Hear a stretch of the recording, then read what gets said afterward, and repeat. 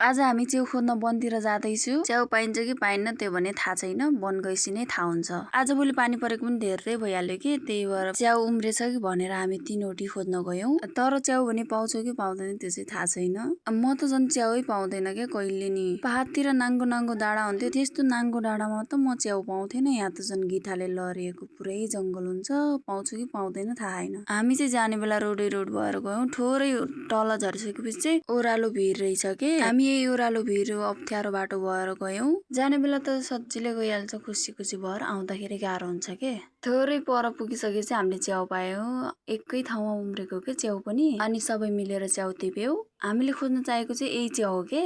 यो च्याउ मलाई एकदमै मन पर्छ, कस्तो तरकारी मिठो हुन्छ नि। तर यो च्याउ पहाडमा कति ठुला ठुला हुन्छ, यहाँ यति साना साना हुने रहेछ के। हामीले चाहिँ च्याउ यहाँ मात्र पाएको, अरू ठाउँ पाइएन। खोज्दा खोज्दा वनभरि घुमेर चाहिँ हामी यति च्याउ पाएर घरतिर फर्केको।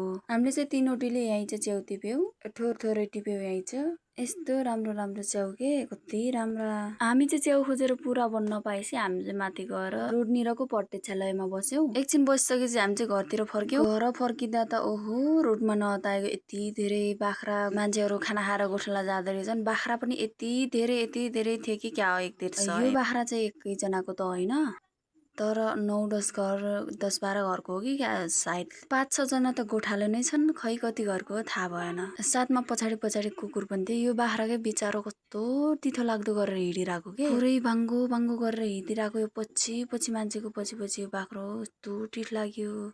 केही कुरा पनि जनावर होस् या मान्छे नसक्ने भएपछि त कस्तो बिचारो हेलै हुने रहेछ, पछाडि हिँडिरहेछ। बाख्रा हेरेर थाकेपछि हामी चाहिँ आफ्नो बाटोतिर लाग्यौं। आज चाहिँ वनभरिको भ्रमण भयो, अलिअलि च्याउ पनि पाइयो, साँझको लागि तरकारी पनि भयो। अलिअलि तरकारी भएपछि अरू के चाहियो।